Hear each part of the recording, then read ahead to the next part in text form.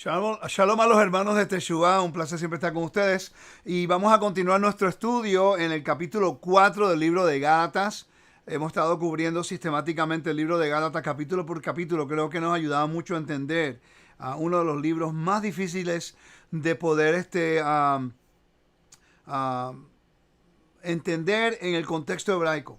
Y la razón es porque muchas personas cuando comienzan el estudio del libro de Gálatas queremos definir los términos de acuerdo a la teología o la dogma o la denominación en la cual nosotros entramos. Y ese es el problema.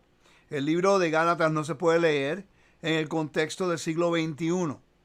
A las aplicaciones espirituales o de lo que se está hablando o el problema que se está tratando de buscar y de resolver se puede ver hoy día, pero el contexto original de la carta no creo y no debemos nosotros leerla de acuerdo en la forma que pensamos en el sistema denominacional, porque crea confusión si no entendemos el problema. Desde el primer capítulo hasta el capítulo 4, y hemos nosotros tratado lo posible de buscar el contexto histórico, bíblico, rabínico,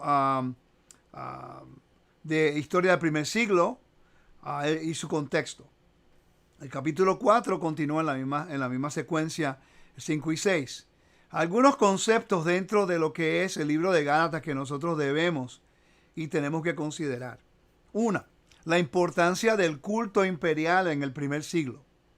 Dos, la importancia de entender lo que es table fellowship o la mesa de comunión. No estamos hablando comunión de lo que la iglesia hace de vez en cuando, cada los domingos, comando el pan y el vino. Eso es lo que estoy hablando. La mesa de comunión o la mesa de comer en el primer siglo implicaba muchas cosas en la cultura greco-romana y también en la cultura israelita. Eso es algo que nosotros en realidad no consideramos. Y cuando vemos nosotros la historia del libro de Gálatas, ¿sí? Ese es el problema principal de lo que está ocurriendo. Cuando Pedro está comiendo con gentiles que están sirviendo al Dios de Israel a través de Yeshua, y cuando vienen los fariseos que creyeron en Yeshua de Jerusalén, y Pedro se aparta. ¿Por qué se apartó? Por las leyes de pureza, las leyes de ritual de pureza del templo que se están aplicando en el ámbito secular. Nosotros como creyentes, nosotros tenemos que desarrollar una responsabilidad de metodología de estudio. No podemos tomar un versículo, en mi opinión, no debiéramos nosotros tomar versículos de un capítulo de un libro y aplicarlo a otro capítulo de un versículo de otro libro. Porque Galacia se encontraba en un lugar específico en el mapa. Éfeso, aunque se encuentra en Asia Menor, se encuentra un poquito más al oeste de Israel o al oeste de Galacia, cerca de Grecia, ¿no? Entonces, tenemos que nosotros considerar que en cada lugar donde Pablo está hablando, hay dioses que se están adorando, ¿okay? Es una influencia más greco, más griega o romana. Entonces, nosotros debemos considerar muchos de estos puntos cuando estudiamos las cartas. Yo creo, en mi opinión, que es un problema cuando nosotros citamos un versículo sin contexto de la carta de Efesios y buscamos otro versículo sin contexto del libro de Gálatas y hacemos lo mismo con el libro de Apocalipsis sin nosotros primeramente buscar la audiencia quién era, el problema cuál era y cuál es la resolución del problema y a la audiencia. Nosotros tenemos que ser responsables en la presentación bíblica y cómo nosotros aplicamos estos principios espirituales y bíblicos a nuestras vidas. Ahora, yo entiendo que hay conceptos, por ejemplo, justicia y bondad, que prevalece desde Génesis hasta el libro de Apocalipsis. Ese concepto bíblico, le decimos nosotros en inglés un motif, se encuentra a través de la Biblia. Convenios se encuentran a través de la Biblia. El templo y la función del templo y la importancia de los espacios sagrados se encuentra a través de la Biblia. ¿Okay? Todas estas, honor y vergüenza, se encuentra a través de la Biblia. Todas estas cosas son unos principios universales bíblicos que se pueden ver a través de la Biblia. Pero nosotros como creyentes debemos examinar cada carta de Pablo pensando en la audiencia, la importancia del culto imperial, la adoración al emperador, los tipos de dioses que se adoraban en el mundo greco-romano. Por cierto, hay un versículo acá en el capítulo 4, versículo 8, que si nosotros miramos la palabra griega en la cual se está refiriendo, no en el español, no en el inglés, la palabra griega en realidad está hablando acerca de los dioses de greco-romanos, no está hablando del judaísmo del momento del primer siglo. Una palabra en su contexto puede cambiar el contexto del capítulo entero. Entonces nosotros tenemos que reconocer que la metodología que venimos utilizando en el sistema religioso en realidad no nos ha ayudado a tener un entendimiento más amplio del contexto bíblico, como fue escrito y dónde fue escrito. Y eso es en realidad lo que estamos tratando de hacer aquí en Teshuvah, ¿ok? El plan mío es determinar el libro de Gálatas y después entrar al libro de Hechos. Ya yo les mostré las últimas 2 semanas acerca de los libros que estaba estudiando. Pero voy a ser bien honesto, en este momento tengo unos viajes a Sudamérica. Voy a estar en Bogotá, voy a estar en Chile y voy a estar en Perú. Así que por favor, los hermanos que nos invitaron, gracias por su invitación. Voy a apoyar a la hermana Mariela, ya en Perú. Vamos a hacer un curso del templo. Es una maestra muy, muy, muy dotada de conocimiento y sabiduría. Y queremos apoyarla en su país natal para que ella pueda continuar su trabajo. También vamos a estar en la congregación en Bogotá y en Chile con el hermano Eric. Así que, y su esposa, que estoy bien contento de estar por allá. Así que ya estoy feliz de poder compartir con todos los hermanos y gracias por su apoyo en todo. Así que recuerden que en Teshuvah la idea es de poder ayudarnos los unos a los otros y poder ministrarle al pueblo del Mesías, al cuerpo del Mesías que está buscando más de la Torah. Vamos a entrar entonces directamente a lo que es el texto hoy. No vamos a hacer mucho preámbulo en la cultura porque en las últimas 3 semanas ya yo creo que he podido cubrir bastante información acerca de lo que es patrocinio, reciprocidad, culto imperial, las castas del primer siglo, la esclavitud y cómo era el rol de esclavos en el primer siglo dentro de las castas. Hoy voy a hablar un poquito acerca de la herencia. Mientras leemos el texto, vamos a hablar un poco acerca de la herencia y lo que significaba una herencia en el primer siglo. ¿Ok? Vamos a comenzar con nuestra lectura. En el capítulo 4 del libro de Gálatas. Yo estoy en el capítulo equivocado, voy a regresar allí. Aquí está. Uno de los problemas que está ocurriendo es Pablo tratando de establecer una primicia a Pedro y también a los discípulos, que el pueblo que está en la dispersión, el pueblo que ha sido llamado a entrar al convenio, ya no son gentes de segunda clase. No son personas que están puestas en un lugar separados, sino que cuando toman su fe en Yeshua y caminan en la Torah, hay lo que se llama equidad y hay reciprocidad. El reino de Elohim no es un reino de Elohim de castas. Sabemos que el judío tiene un rol sumamente importante en lo que es la interpretación bíblica, cómo enseñarnos muchas cosas. Claramente, el Padre le ha dado el mandato a Israel y a Judá a que pueda tener una autoridad de educación para la Torah. Pero eso no le da la autoridad a Judá de maltratar al extranjero que se acerca al Eterno. Porque el Eterno constantemente nos dijo que nosotros no podemos ni minimizar ni maltratar al extranjero, porque nosotros fuimos extranjeros. Entonces, el problema número 1 dentro de cualquier congregación es el favoritismo. Eso ocurre en todos lados, en la política, en la religión, con amistades con todos, ¿no? En la Biblia es lo mismo. ¿Por qué? Porque estamos lidiando con humanos. Y el humano siempre quiere hacer cosas de la forma que quieren hacer. Ahora, yo tengo personas que son amigos, que son gente que yo pues me acerco más a ellos porque hay confianza. Pero en referencia al Evangelio, yo no puedo tratarlos a ellos mejor que a cualquier otra persona. Porque de acuerdo al Evangelio todos somos uno.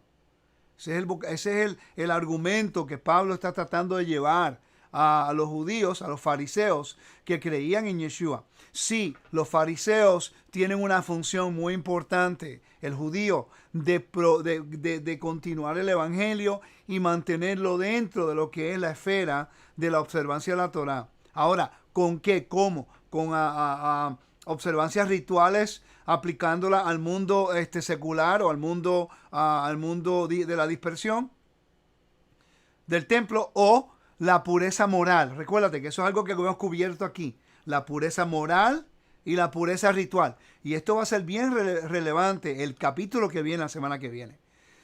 Porque eso, si miramos el capítulo 5, eso es una de las cosas que Pablo está tratando de llevar a cabo.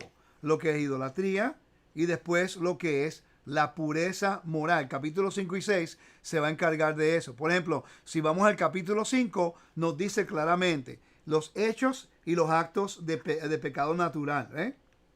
Entonces, sabemos que ahora viene la impureza, lo que es el pecado moral y esas cosas. Entonces, el contraste y lo que estamos tratando de establecer aquí es que Pablo está argumentando con los fariseos de que ellos están imponiendo un yugo que el mundo secular o el mundo fuera de Israel no puede llevar a cabo. Porque estaban imponiendo al mundo fuera de Israel, a los creyentes fuera de Israel, lo que eran las purezas del templo. Una pureza ritual que no se aplicaba en el mundo, en la diáspora. ¿Ok? Pero Pablo sí enfatiza que la pureza moral es necesaria para los que viven en Israel y para los que viven fuera de Israel. Porque la pureza ritual se puede adquirir rápidamente cuando llegas a Israel. Cuando llegues a Israel vas a subir al templo. Allá hay una forma, unas inmersiones, hay rituales de transición que ayuda a lo que es de impureza ritual a pureza ritual. Pero si una persona está moralmente impuro, sea él perfectamente ritualmente puro delante del Eterno, él no lo va a aceptar. Porque él quiere el corazón y del corazón hacia afuera. Él no le interesa lo que está de afuera nada más. Él le interesa lo que proviene de adentro hacia afuera. ¿Ok? Estamos claros con eso. Esa es la esencia, en mi opinión, del libro de Gálatas. Que el mundo ortodoxo del primer siglo, si podemos utilizar ese vocabulario, el mundo ortodoxo del primer siglo está tratando de imponer unos rituales de pureza del templo al ámbito civil, fuera de Israel. Si era difícil en Jerusalén, o si era difícil dentro de Israel, imagínese ahora fuera de Israel, en el mundo greco-romano, constantemente mezclándote con gente impura. Quiere decir que si tú vives en Grecia, o vives en Roma, o en Asia Menor, no vas a poder tener ningún tipo de contacto con nadie en la comunidad, porque el momento que tocas a una persona está impura y ya no puedes hacer nada. Por eso, hermanos, es importante entender el templo. El templo es sumamente vital para que podamos nosotros entender el rol de la pureza ritual y la pureza moral. ¿Ok? Vamos a entrar al texto para continuar aquí. Dice, lo que quiero decir es esto. Mientras el hijo es menor de edad, es igual a cualquier esclavo de la familia y depende de las personas de los que lo cuidan y lo enseñan hasta el día que su padre le entrega sus propiedades y lo hace dueño de todo. ¿Qué representa esto? ¿Qué quiere decir esto? Porque esto es un poquito raro, ¿no? Cuando lo vemos aquí, en realidad no entendemos el contexto cuando lo vemos de este punto de vista del siglo XXI, tratando de explicarlo en el contexto del siglo I. Ok, en el primer siglo ocurría algo bien peculiar que se llama pater familia. La pater familia era el padre de la familia. El padre de la familia en la cultura greco-romana tenía total autoridad de la familia. Total autoridad de tal forma que él podía determinar la vida y la muerte de su familia. ¿Ok? Y claramente se ve en las leyes greco-romanas y las leyes del pater familia. El padre tenía autoridad sobre todo, sobre su esposa, sobre sus hijos. y los hijos que vivían en su casa hasta el día que muere. Cuando muere, entonces la heredad pasa a ser a su hijo. Su hijo se convierte ahora en el pater familia, el padre de la familia. En hebreo se llama el Bet Av. El Bet Av en hebreo es el que redime al pueblo. Por ejemplo, José se convirtió en el Bet Av después que Jacob murió. Okay. Moisés se convirtió en el Bet Av, el padre de la familia, cuando redimió al pueblo de Israel a través de la mano poderosa del Eterno de Egipto. Okay. Quiere decir que este concepto se encuentra a través de la Biblia. Vos se convirtió en el pater familia, el líder de la familia, cuando redime la propiedad de Noemí y también cuando redime a Ruth. Okay. Estos conceptos se practicaban en la cultura del Antiguo Medio Oriente. Lo que pasa es que en Israel se aplicaban diferente a como en el mundo antiguo, greco-romano o perso o babilónico. Pero las leyes eran similares en muchas cosas. El texto aquí está hablando de la identidad. Recuérdate, el capítulo 3 cubrimos algo muy importante, que es la herencia y la identidad. La herencia e identidad eran uno de los puntos principales en la cultura greco-romana. Si tú tenías un nombre que era deshonroso, no podías nunca obtener honor, no podías tener riquezas, no podías tener nada. ¿Okay? Tu nombre representaba tu honor. Y basado en el honor de tu nombre, la gente estaba dispuesta a ser recíproco contigo. Y ahí se levantaba tu honor y tenías más oportunidades de poder hacer riquezas o tener propiedades. ¿Okay? Quiere decir, por eso es que cuando la Biblia en el primer siglo nos dice que en el nombre de Yeshua, aquí no se está utilizando la palabra en el nombre de Yeshua como una fórmula mágica de que lo que tienes que decir es el nombre y todo te va a ser permitido. No, en el contexto del primer siglo, utilizar el nombre de una persona era validar tu identidad, validar tu carácter, presentándote delante de un patrón buscando unos recursos que tú necesitas.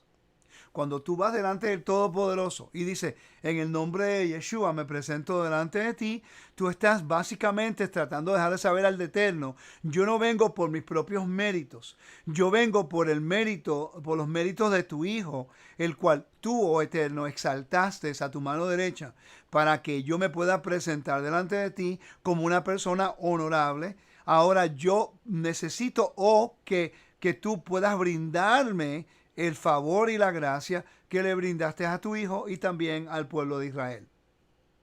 Entonces, cuando hablamos acerca del pater familia, del padre de la familia, es sumamente importante que nosotros reconozcamos que cuando Pablo dice, lo que quiero decir es esto, mientras el hijo menor de edad es igual cualquier esclavo, porque no tenía en el primer siglo ningún tipo de autoridad. Si yo veo este libro, si yo busco este libro aquí, y yo empiezo a buscar, deme un segundito, porque se me ocurrió ahora mientras estoy hablando contigo. El libro es Backgrounds of Early Christianity by Everett Ferguson. Cuando tú buscas aquí en el índice y te habla acerca de la familia, inmediatamente tú puedes ver la importancia del papá en la familia. Deme un segundo porque creo que es importante. Y como un estudio, pues podemos continuar la semana que viene. Aquí está. Marriage Family 72. A ver si lo consigo rapidito acá para leerle algo. Marriage and Family, ¿eh?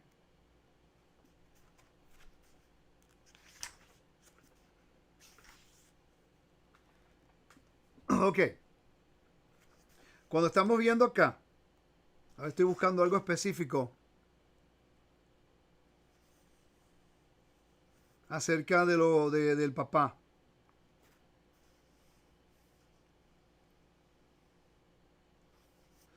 No lo encuentro ahora. Pero cuando habla acerca del pater familia es impresionante, pero aquí lo tiene. Este libro lo tiene y creo que debieran considerar conseguirse uno de estos libros. Si habla inglés, por favor, cómprese este libro, porque le va a ayudar a entender algunos de estos conceptos. Pero el pater familia, como estaba hablando, a los niños no tenían ningún tipo de autoridad. Estaban sometidos a la completa autoridad de sus papás. ¿ok? Completamente. Entonces, en ese momento, en el estatus de un niño, pues no había diferencia entre él y un esclavo, porque el esclavo no tenía ningún derecho. Claramente, el hijo, pues tiene un estatus diferente en los ojos del padre. Estamos hablando legalmente. Legalmente, el niño, como está bajo la autoridad de su papá, así como el esclavo de la casa de su papá está en la autoridad de su papá, pues entonces ninguno tiene ningún tipo de autoridad. Entonces esto es sumamente importante porque aquí esta es la primicia para lo que Pablo va a hablar acerca de Agar y también Sagá. Y el ejemplo que él va a dar acerca, utilizando estos principios, que Israel, aunque es el hijo, ¿okay?, está sometido bajo la autoridad absoluta del Padre. Y que los gentiles que ahora están entrando a la autoridad de la Torá, están igual, es el mismo estatus. Son hijos del Todopoderoso, pero este no puede decir que es mejor que este. Porque legalmente los dos, el esclavo y el niño, o el gentil que está entrando y el niño a Israel, están bajo la autoridad de su papá, que es el Padre Celestial, ¿no? Entonces, cuando están bajo la autoridad de su padre, entre los dos no hay uno mejor que el otro. Porque aquí los dos se rigen bajo la autoridad. Es como Ismael y como Isaac. Los dos, uno vino de una mujer esclava y el otro vino del hombre, de una mujer libre. ¿Okay? Pero los dos tenían que someterse a la autoridad del pater familia. En este caso es el Bet Av en hebreo, que es Abraham. ¿Okay? Entonces vemos nosotros que si el de la esclava no se maneja bajo la autoridad de la manera honorable, el padre de la familia puede enviar a esa persona con sus hijos fuera de la casa. ¿Ok? Y Pablo está utilizando ese tipo de ejemplo para enseñarnos nuestro estatus dentro del reino. ¿Ok? Que tenemos que a través de Yeshua, ahora nosotros tenemos acceso a una identidad y a una herencia. La esencia del libro de Gálatas es acerca de la identidad y la herencia del pueblo. El problema número uno dentro de las raíces hebreas y también del mesianismo es que están buscando una identidad y una herencia. No, somos Efraín, somos Efraín, somos Efraín. Y otro dice, no, somos judíos, somos judíos, somos judíos. Identidad. No, que vamos para Israel, vamos para Israel, vamos para Israel. Nosotros somos de Israel, somos parte de las 12 tribus. Y vamos a tener una herencia en Israel, perfecto, y herencia. El sistema religioso cristiano dice, no, nosotros vamos para el cielo, y nosotros somos la Israel espiritual. El argumento constante es herencia, identidad. ¿Ok? Y por cierto, en mi opinión, la razón por que el sistema religioso hoy día no se identifica con Israel, por lo general, no completo, pero por lo general, es porque se le ha dado una mal interpretación al libro de Gálatas y no entendemos su contexto. Entonces pensamos que sí el Eterno está endosando una separación, cuando en realidad Pablo está explicando acerca de la equidad de Dios hacia las naciones que están entrando y al pueblo que ya lleva viviendo en la casa. Hermano, esta es la parábola del hijo pródigo. ¿Okay? Todo esto es la parábola del hijo pródigo, nada nuevo. ¿Okay? Entonces, continuamos con la lectura. El versículo 3 dice, algo así pasaba con nosotros cuando todavía no conocíamos al Mesías. Los espíritus que controlan el universo nos trataban como si fuéramos sus esclavos. Que es muy interesante porque él está utilizando una conexión con la idolatría y el misticismo greco-romano. Dice, pero, el versículo 4, pero cuando llegó el día señalado por Dios, él envió a su hijo, que nació de una mujer y se sometió a la ley de los judíos. Dios lo envió para liberar, para liberar a todos los que teníamos que obedecer la ley, y luego nos adoptó. Esta palabra es muy importante, como sus hijos, como hijos suyos. Hermanos, mire, está utilizando un vocabulario legal. Que esto es algo que nosotros nunca consideramos. Dice, y luego nos adoptó como hijos suyos. Entonces, ¿cuántos de ustedes en la audiencia ha estudiado las leyes de adopción de su país. ¿Sabían ustedes que cuando usted adopta a un niño ya no puede desheredarlo? Es adoptado y se tiene que quedar con él para siempre. Okay, entonces, lo que estamos viendo nosotros es de que la Biblia, Pablo está estableciendo un precedente legal. Está utilizando vocabulario legal y utilizando algunos conceptos, aunque la Biblia, la Torá y los profetas nunca usa la palabra adopción, solamente Pablo la usa. Pero sí en el Antiguo Medio Oriente y en las Escrituras utiliza un vocabulario que se reconocía en el Antiguo Medio Oriente como el vocabulario de adopción. Y uno de los ejemplos es en Génesis capítulo 48. Vamos a entrar allá. 48-46.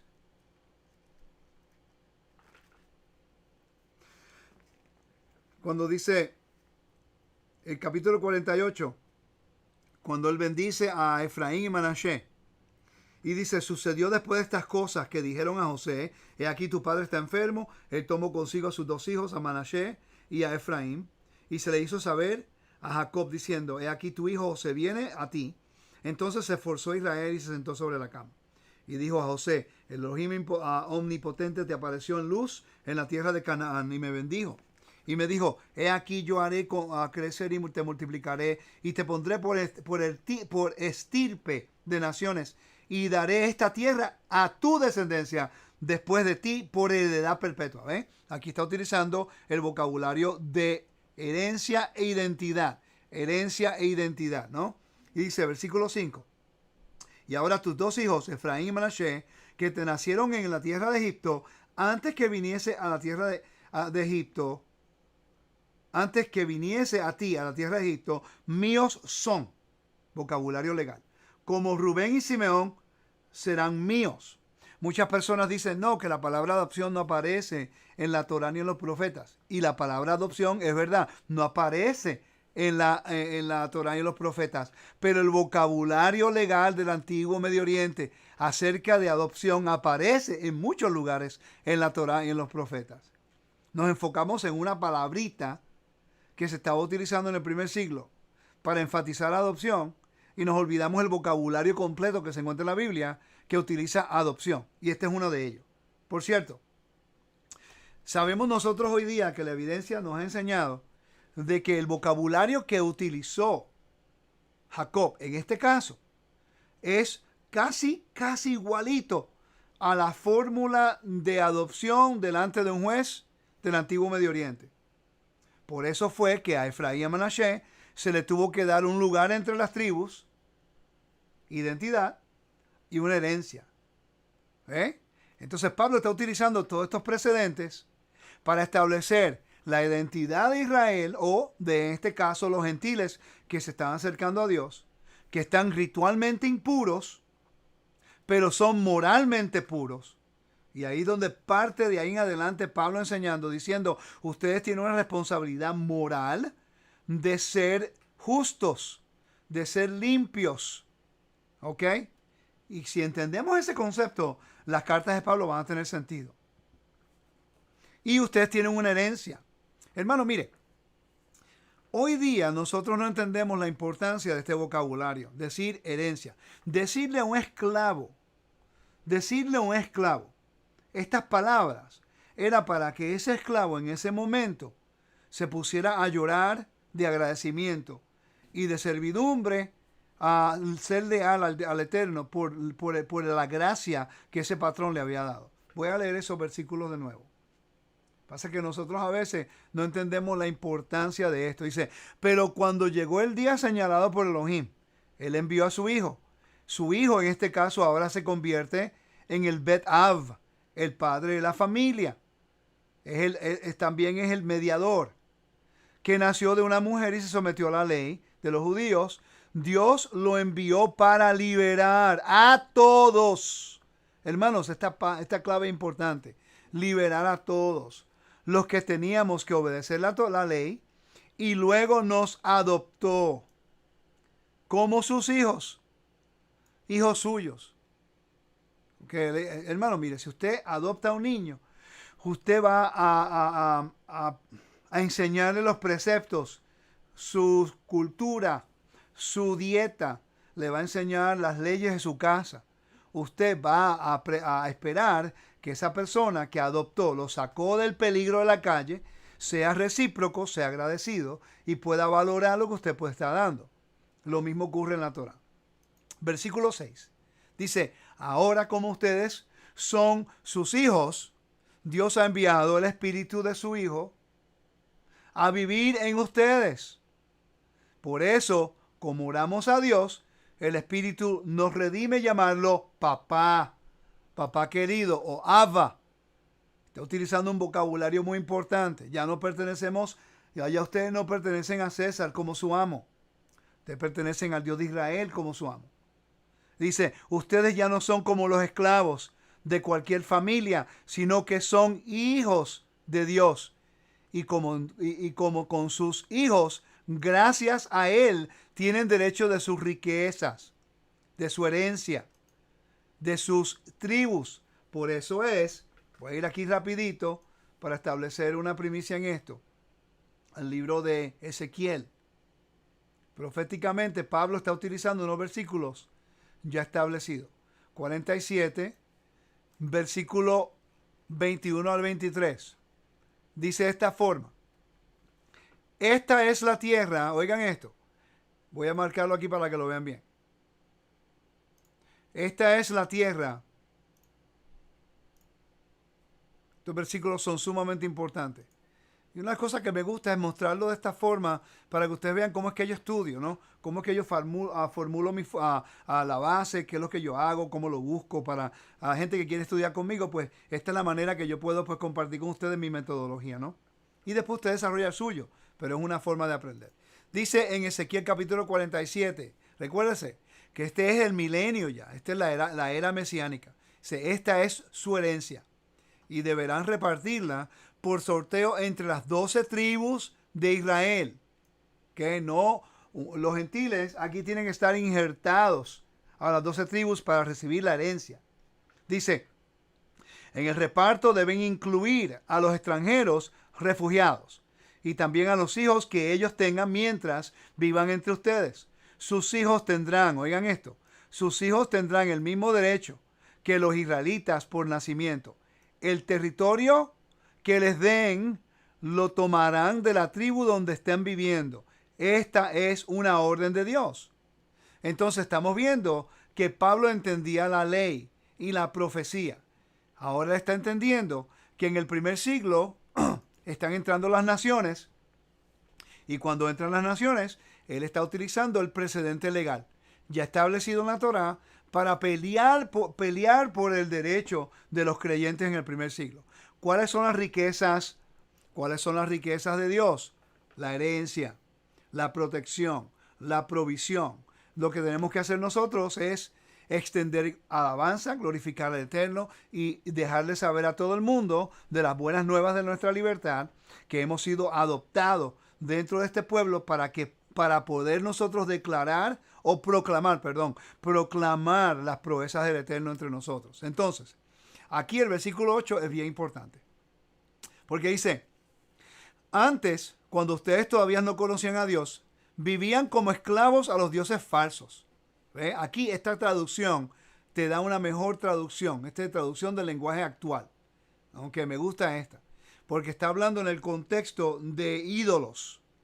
Quiere decir que muchas de las personas en Gálatas están regresando a la idolatría o están enfocándose en la mitología de Greco-Roma y mezclándola con el Evangelio. Ahora, quiero regresar aquí rapidito al versículo 5 al 7, perdón.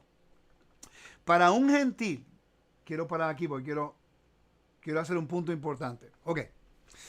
Para un gentil que no tenía esperanza en el mundo, bajo el imperio greco-romano, sobre la soberanía de César. César se consideraba como el Hijo de Dios. César lo consideraban como el que daba las buenas nuevas del Evangelio. Evangelion, que en este caso es la Pax Romana. Pero que la paz romana se obtenía a través de muerte, de opresión, persecución, de minimizar a las personas bajo unas castas.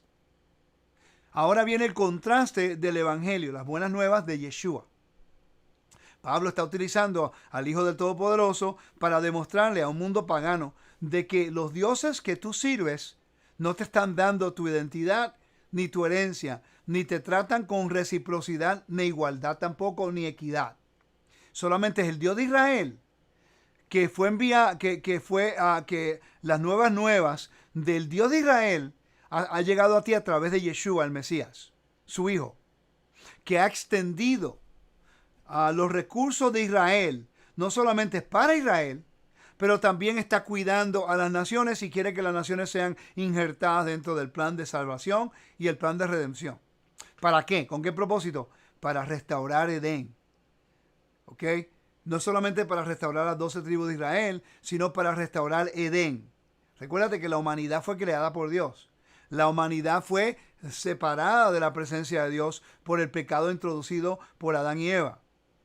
Israel se supone que tenga el mandato de ellos llevar las buenas nuevas de que Dios va a restaurar a su pueblo y va a restaurar a la humanidad al Edén.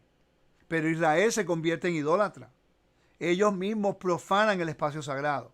Ellos tienen que ser exiliados.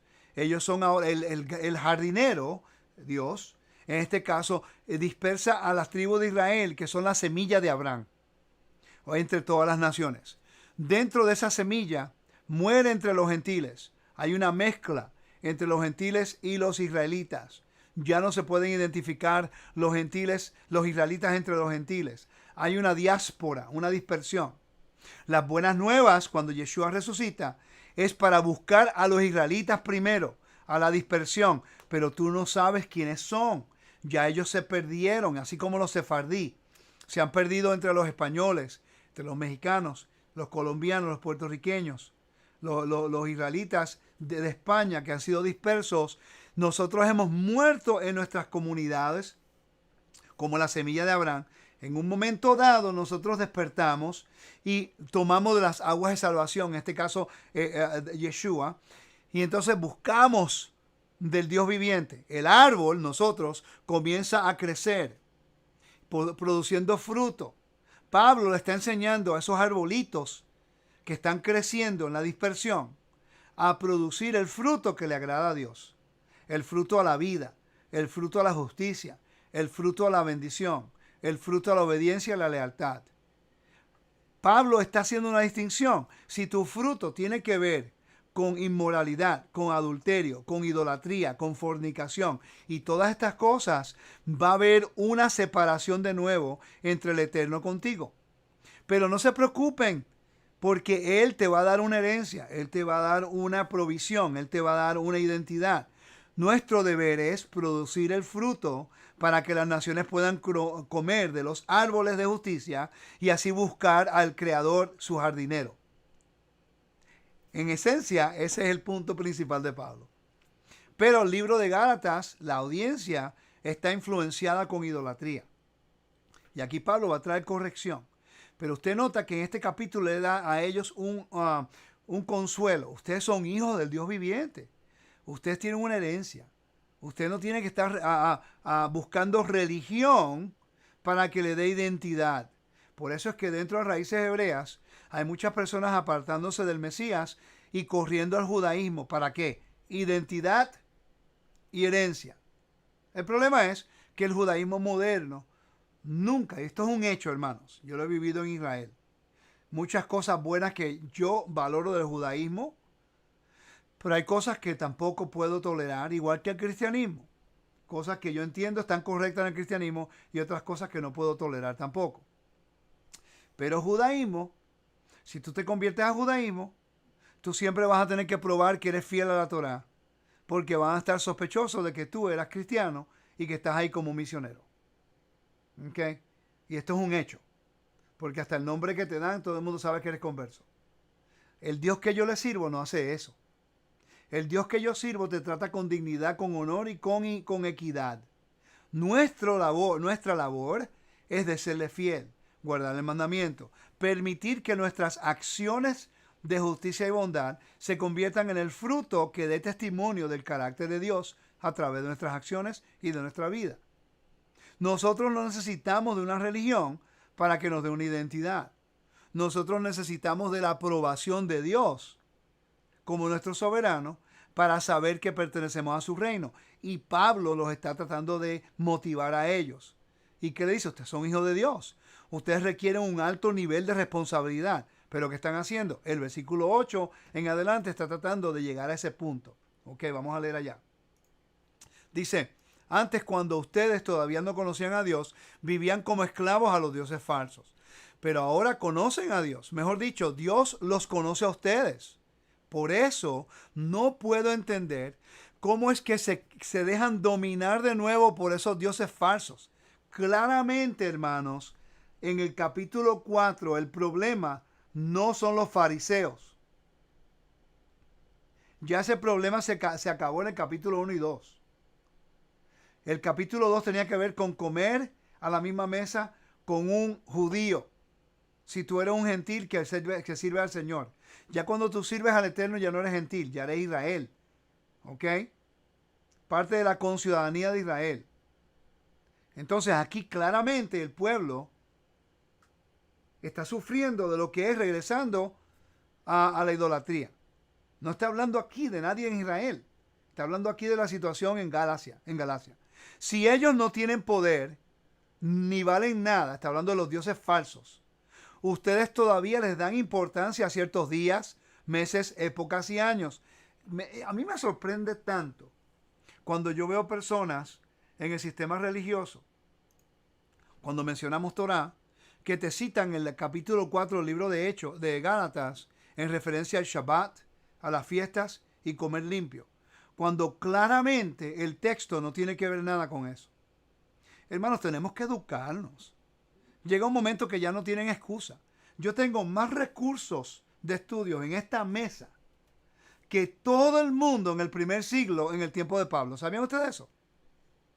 Yo tengo más recursos de estudios en esta mesa aquí ahora mismo que todo el mundo en Galacia, en Éfeso, en Coloso y en estos lugares en Roma. Muchos de ellos no podían tener ni una Torá porque era muy costosa, solamente en la sinagoga. Los libros no existían como existen hoy. Ok, ahora, pero ellos vivían dentro de la cultura. Nosotros no. Entonces, para que una persona tome el capítulo 4, versículo 8 al versículo 11, a referirse a las fiestas bíblicas, al Shabbat y a la comida limpia, es simplemente irresponsable. Es falta de educación y claramente lo que Pedro dijo, que tomamos las cartas de Pablo, los que no están entrenados y no entienden, y la toman para su propia destrucción.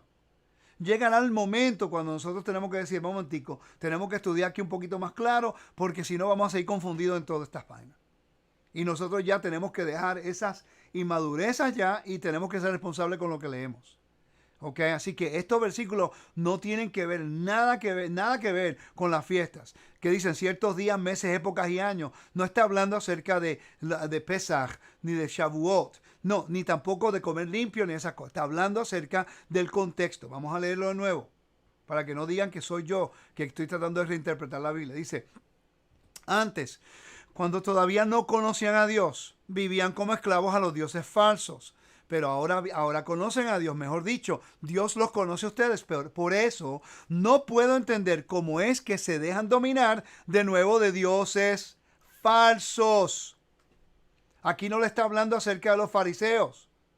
Está hablando acerca de la situación dentro de la cultura en Galacia, greco-romana, bajo el culto imperial, adorando a todos los dioses paganos.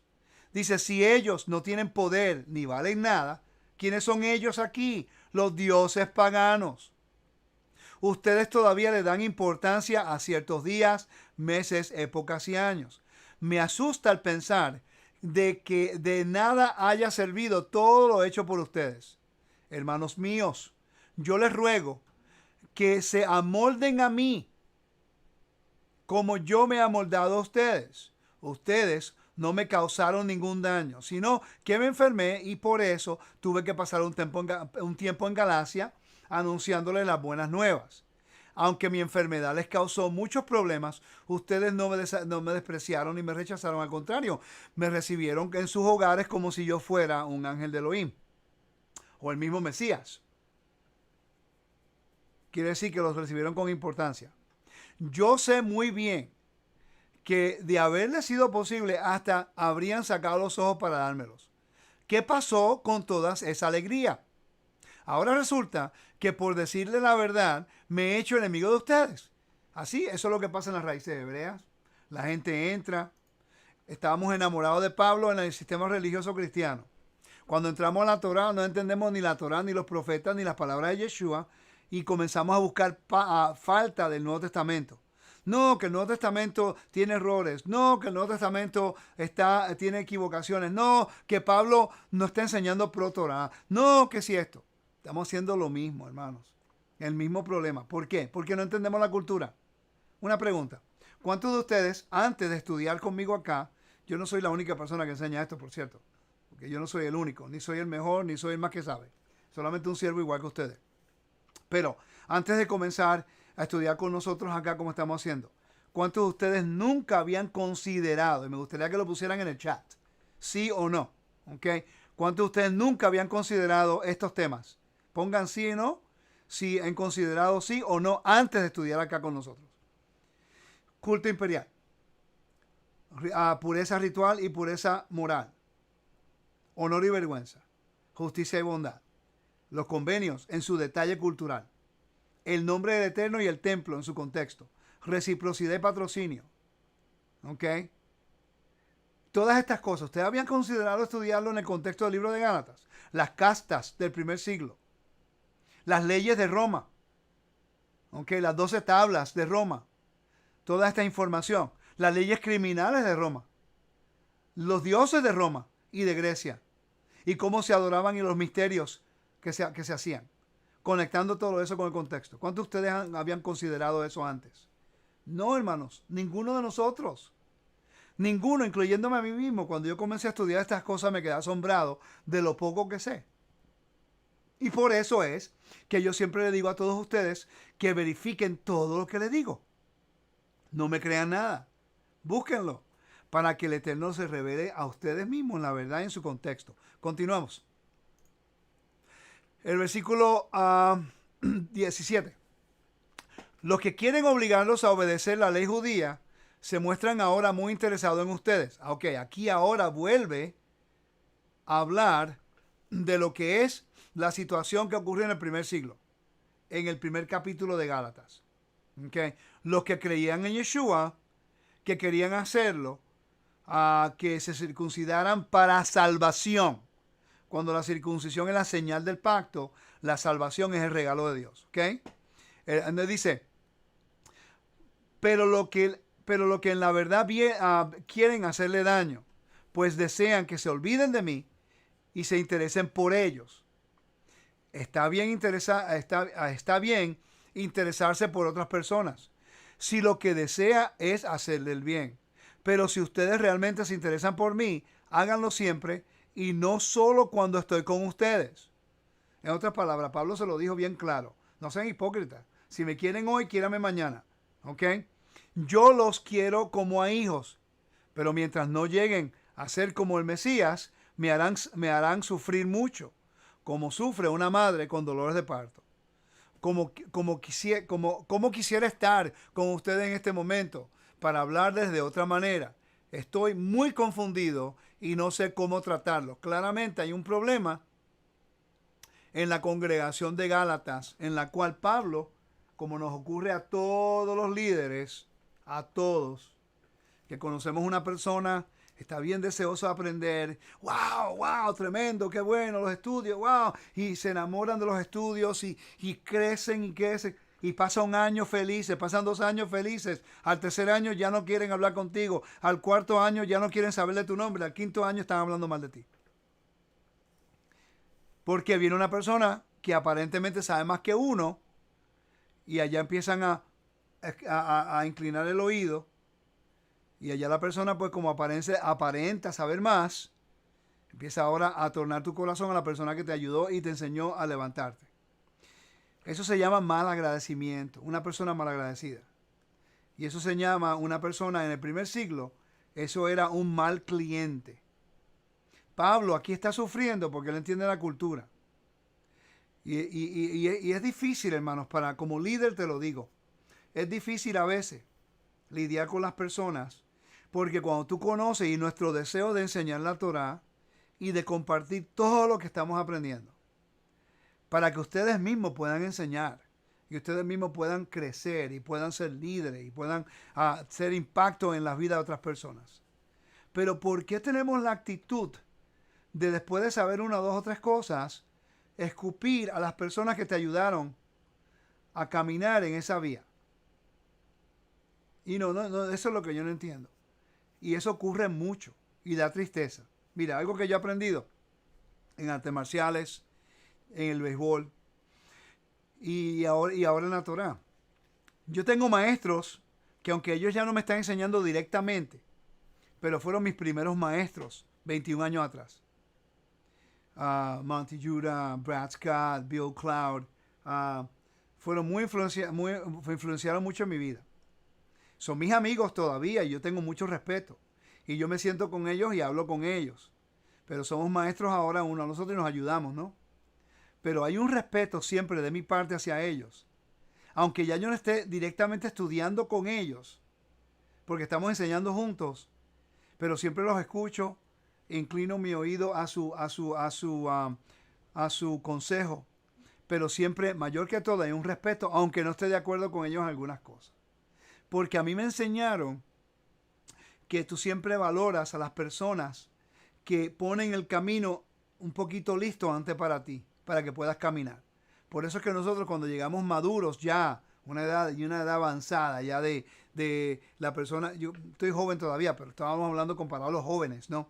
Que ya tenemos de 45 a los 90, ya tenemos un poquito más de experiencia, pero cuando yo llego a los 50 en adelante, pues ya tú has cometido tantos errores que uno aprende de los propios errores de uno, ¿no? Entonces, da tristeza cuando hay jóvenes que comienzan a estudiar contigo y este es el proceso. Son bien leal, hasta que aprenden algo nuevo. Cuando ya hay otras personas que le ponen importancia a él y creen su fama, ahora le tiran a la persona que le ayudó a llegar a ese lugar. Eso nos ocurre a todos. Y a Pablo claramente le está ocurriendo lo mismo. Entonces, como ya yo veo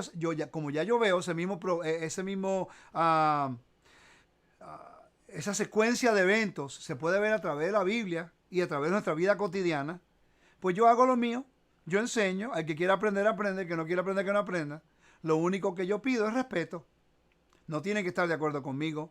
No tengo ni que caerles bien a ustedes. Solamente aprendamos a respetar las personas que tratan de hacer lo posible de ayudarlos a crecer. En Teshuvah lo que queremos es que usted crezca. Pero yo sé que eventualmente algunos de ustedes no van a querer escucharme más porque van a tener otro maestro. Pues no hay ningún problema. No me tienen que escuchar. Pero por lo menos valoren el tiempo que les dediqué, valoren la información que les pude compartir y los recursos para que pudieran llegar al nivel que están ahora.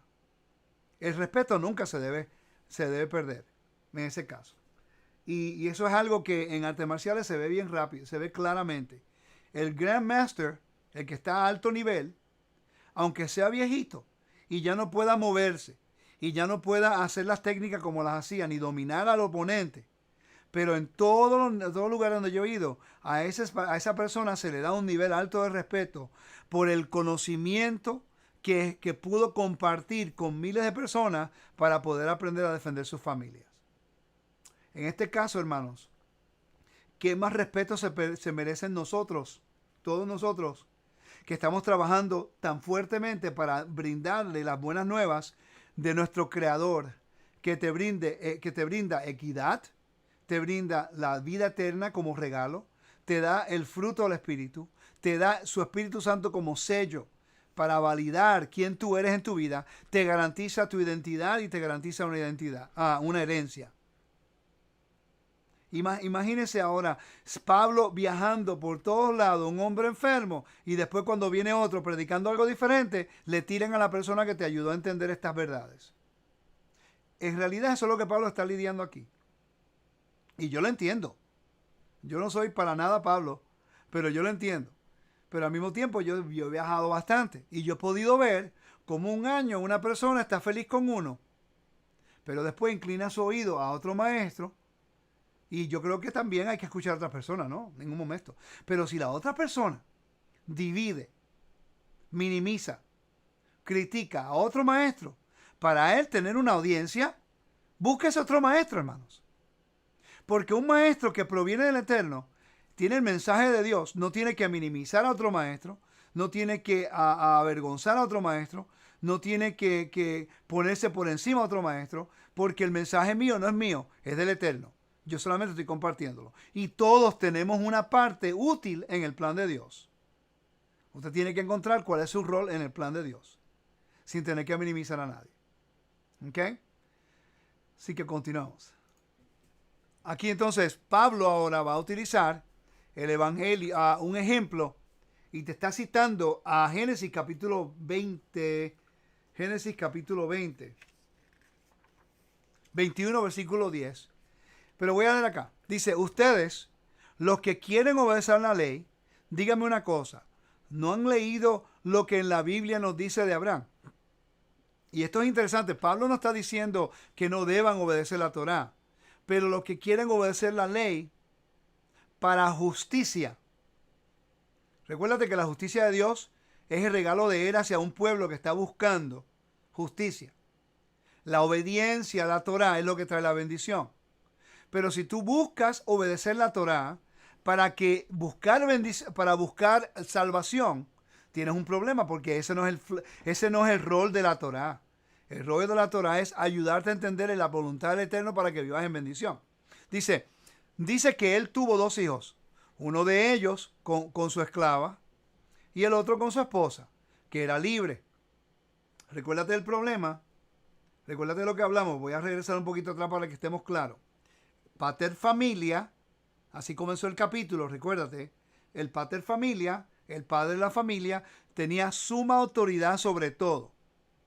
Aquí Pablo va a hacer un contraste diciendo, ustedes quieren a esa gente más que a nosotros, pero ellos te va a minimizar, te va a poner en unas castas, te va a tratar como segunda clase.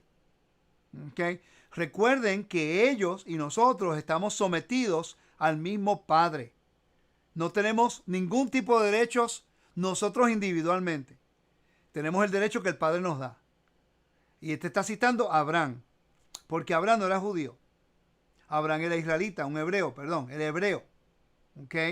Entonces te está citando Ismael, que no era judío ni israelita. Te está citando Isaac, que no era judío ni israelita. Eran hebreos. ¿Ok? Entonces, aquí el contraste que está utilizando Pablo es acerca de la situación del paterfamilia, porque el capítulo comenzó de esa forma. Yo espero que me estén siguiendo en esto, hermanos. Entonces, cuando vemos ahora the allegory, el ejemplo, es un ejemplo, no es, está utilizando un ejemplo bíblico para establecer una primicia. ¿Okay? No quiere decir que esa es la única interpretación de estos versículos. Pablo está utilizando un ejemplo. Pero si no entendemos lo que Pablo sabía en el primer siglo, que se llama pater familia, la autoridad absoluta del Padre en la casa, y haciendo lo mismo, conectándolo con el Padre Celestial, diciendo que en este caso nosotros, el gentil que era esclavo a este mundo, cuando se acerca al Eterno y es adoptado, tiene el mismo derecho que el hijo que vive en la casa. Sea siervo o no, tiene el mismo derecho porque la autoridad completa la tiene el padre, no tienen los hijos. ¿Ok? ¿Estamos claros con eso, no? Vamos a entrar aquí de nuevo. Entonces dice el que tuvo 2 hijos, uno de la esclava, el otro de su esposa, que era libre.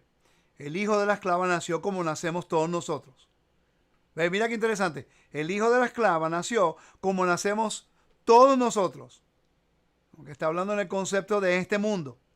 No teníamos identidad, no teníamos herencia.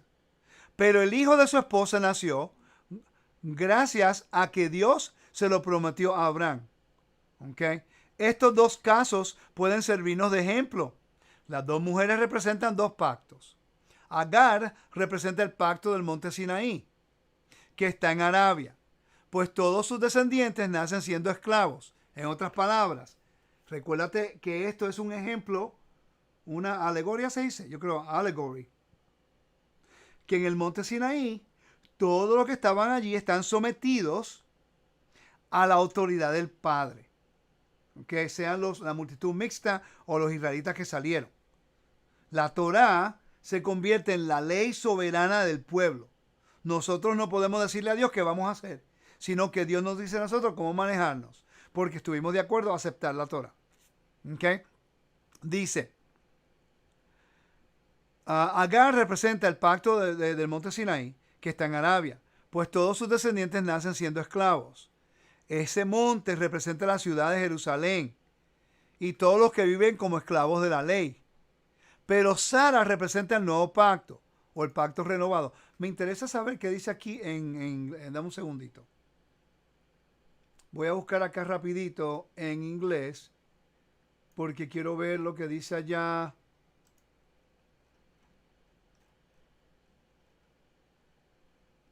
Woman. What is written? Two covenants. Fíjate qué interesante. Aquí no dice la palabra nuevo pacto. ¿Ok? No dice nuevo pacto. Dice dos convenios, uno de Monte Sinaí y otro de esclavitud, que era Agar. Pero ahora Agar es el Monte Sinaí en Arabia y corresponde and corresponds to the present Jerusalem, y representa lo que es Jerusalén hoy día. Y ella es una esclava por sus hijos. Pero Jerusalén, que es de arriba, que es nuestra madre, porque está escrito, pero no aparece la palabra nuevo pacto. Quiere decir que en esta versión la palabra nuevo pacto crea confusión. ¿Ok? En el griego, si lo vemos acá, el versículo 26, vamos a ver aquí. Oh, Jerusalem that is above is our mother. ¿Ve? La palabra nuevo pacto no aparece en el versículo 26. Y aquí vemos nosotros Jerusalén. Ve acá, en ningún lugar aparece ningún lugar aparece pacto. Hermanos, mire, este es parte del problema. Estamos viendo aquí que una traducción dice, pero Sara representa el nuevo pacto, por lo cual pertenecemos a Jerusalén del cielo, la ciudad de todos, somos libres, ¿ves? Y si tú pones la palabra nuevo pacto aquí en español, te crea confusión porque entonces piensas que la ley fue abolida, cuando el texto en griego no aparece la palabra nuevo pacto. Por eso tenemos que estudiar todas estas cosas. Dice, alégrate mujer, tú que no puedes tener hijos, grita de alegría mujer, tú que no los has tenido. Y tú, mujer abandonada, ahora tendrás más hijos que la mujer casada. La mujer casada. Hermanos míos, ustedes son como Isaac. El hijo del Dios le prometió. Ve, tiene que ver con identidad.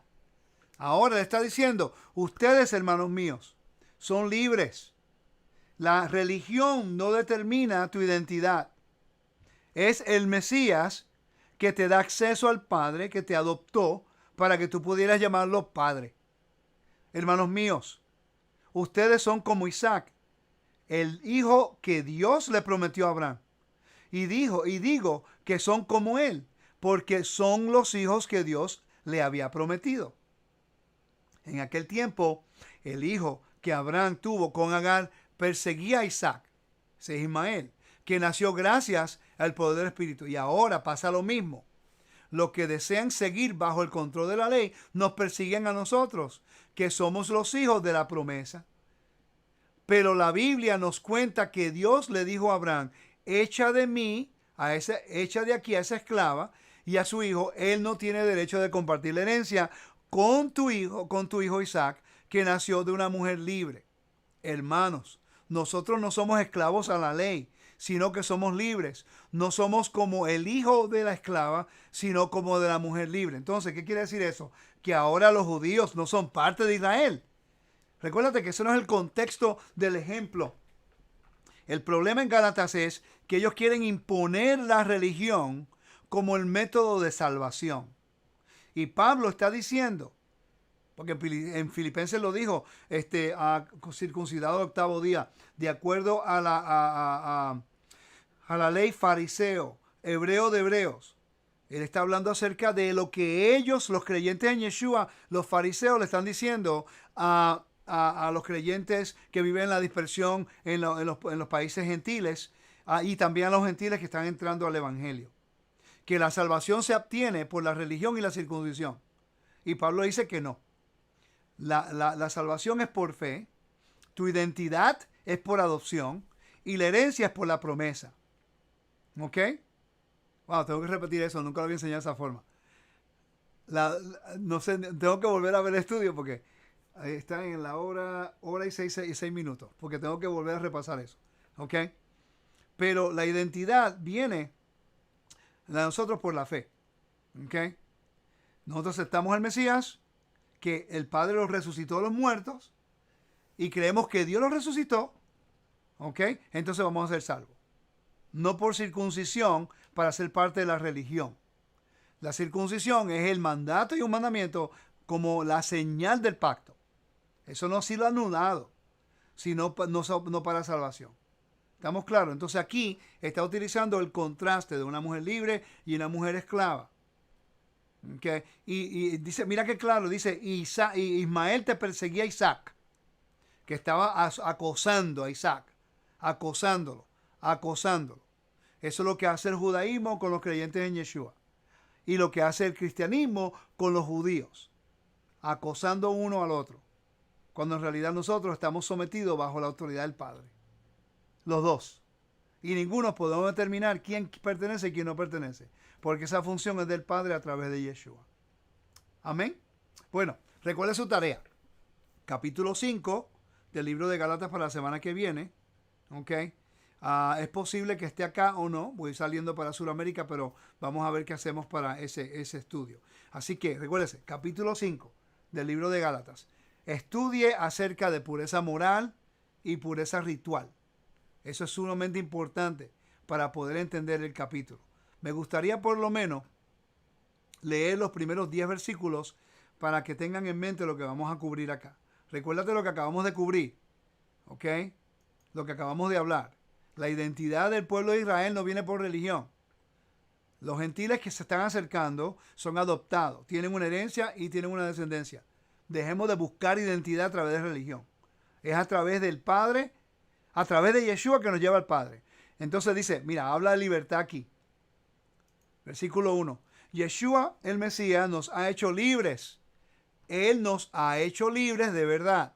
Así que no abandonen esa libertad, ni vuelvan nunca a ser esclavos de la ley. Ahora, eso es interesante, porque la gente piensa que la ley te hace esclavo. No, la ley te enseña cómo manejarte dentro de la voluntad del Padre. Pero si tú buscas a la religión para recibir salvación, entonces está entrando bajo la ley. Por eso es que cada persona que yo conozco se convierte a judaísmo, termina dándose con la cabeza contra la pared. ¿Ok? Yo conozco un montón de ellos que ya ni siguen nada. Nada. Se apartaron de todo. Dice, pero quiero decirles algo. Si ustedes se circuncidan, lo que hizo el Mesías ya no les sirve de nada. Pues pero es que está hablando él aquí. Está diciendo que la circuncisión no es válida. No, está hablando acerca del acceso que Dios les da a la salvación. La salvación no viene por la circuncisión. La salvación viene por la gracia de su Creador, que es nuestro patrón. Porque es verdad lo que dice aquí. Les advierto una vez más, cualquiera que se circuncida está obligado a obedecer la ley. ¿Es verdad? Pablo lo entiende. Porque cuando tú tomas circuncisión, ya estás diciendo, yo estoy listo para recibir toda la autoridad de Dios y para someterme a todo lo que el Eterno quiere, porque esa es la señal del pacto. Ya cuando lo recibes no puedes echar hacia atrás. Los que quieren que Dios los acepte por obedecer la ley, ¿viste? Los que quieren que Dios lo acepte por obedecer la ley, rechazan el amor de Dios y dejan de estar unidos al Mesías. Este versículo es clave. Si tú quieres que sea aceptado por Dios, por obedecerla, pero ¿aceptado a qué? Esa es la pregunta que tenemos que hacernos. Cuando estudien esto, ¿aceptar a qué? ¿Dentro del convenio, de la religión o del plan de salvación? Hermanos, el Eterno quiere traer el regalo de salvación para las naciones. Es un regalo por tu lealtad y obediencia a la Torá. Pero no podemos permitir que las personas que siguen la Torá manipulen nuestras emociones diciendo que nosotros no somos parte del pueblo, sino seguimos la ley como ellos. Es como decir, no puede ser pentecostal si no sigue la Biblia como los pentecostales o los adventistas o los testigos de Jehová. Porque estamos hablando de religión. Vamos a seguir hablando acerca de este capítulo con más detalle en los próximos estudios. Que el Eterno los bendiga, los guarde. Gracias por su tiempo. Y de verdad que siempre es un honor estar con ustedes. Y yo espero que el Eterno los bendiga, los guarde y que estos estudios les sean verdaderamente de bendición. No crean nada lo que les diga, verifíquenlo todo. Shalom a todos. Bye bye.